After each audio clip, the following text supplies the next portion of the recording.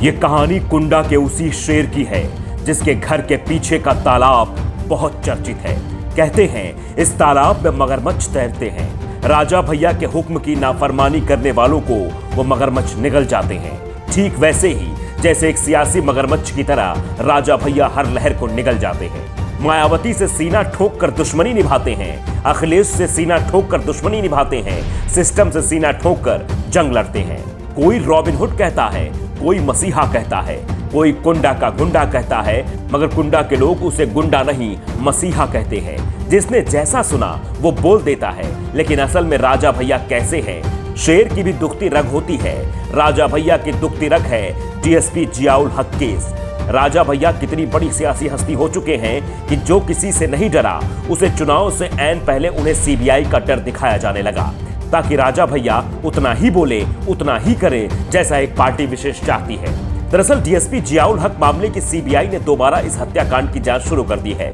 आने वाले दिनों में कुंडा विधायक रघुराज प्रताप सिंह उर्फ राजा भैया को डीएसपी जियाउल हक हत्याकांड में फिर से जांच का सामना करना पड़ सकता है, क्योंकि वो इस मामले में आरोपी है।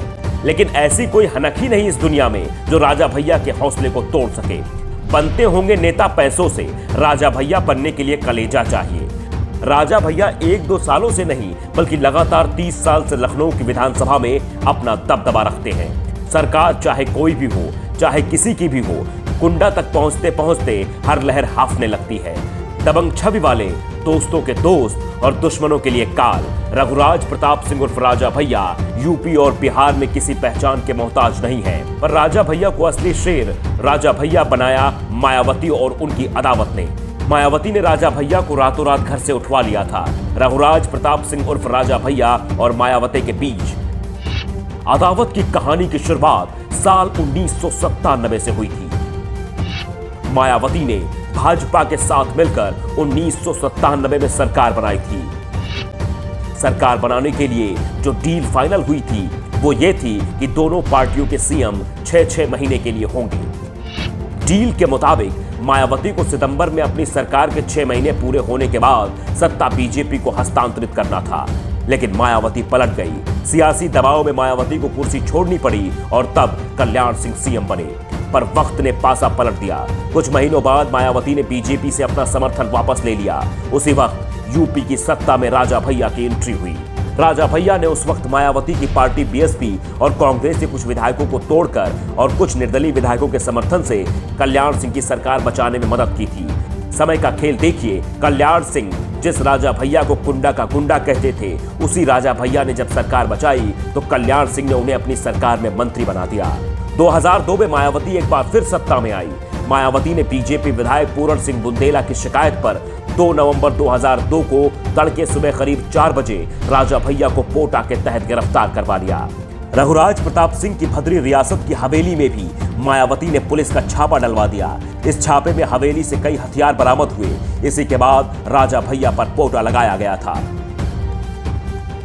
राजा भैया के पिता उदय प्रताप सिंह और चचेरे भाई अक्षय प्रताप सिंह को भी अपहरण और धमकी देने के आरोप में गिरफ्तार किया गया। राजा भैया की जेल की बैरक में AK-47 राइफल मिलने के बाद सरकार ने उन्हें 7 अलग अलग जेलों में रखा था। मायावती ने साल 2003 में राजा भैया के प्रतापगढ़ स्थित भद्री रियासत की कोठी के पीछे 600 एकड़ में फैले बेती तालाब को भी खुदवा दिया था। राजा भैया का जन्म पश्चिम बंगाल की राजधानी कोलकाता में 31 अक्टूबर 1969 को हुआ। उनके दादाजी बजरंग बहादुर सिंह पंतनगर विश्वविद्यालय के संस्थापक, उप कुलपति और हिमाचल प्रदेश के दूसरे राज्यपाल थे। राजा भैया के पिता उदय प्रताप सिंह को बजरंग बहादुर सिंह ने गोद लिया। उदय प्रताप सिंह बजरंग बहादुर सिंह के भतीजे थे।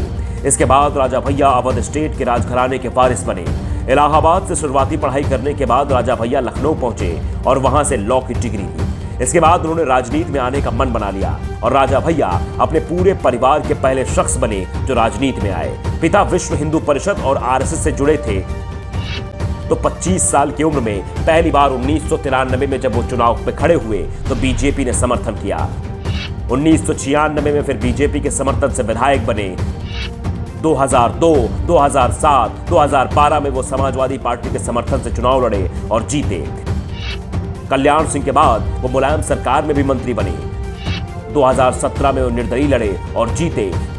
इसके बाद 2018 में उन्होंने अपनी पार्टी जनसत्ता दल का गठन किया और 2022 में वो इस पार्टी से खुद तो लड़ ही रहे हैं, अलग अलग सीटों पर अपने उम्मीदवार भी उतार रहे हैं। यानी राजनीति में हर दिन बढ़ता कद। इस पूरे परिचय के बाद राजा भैया के बारे में केवल इतना जान लेना काफी है कि 2017 के चुनाव में उनको कुंडा विधानसभा के आधे वोट अकेले मिले थे।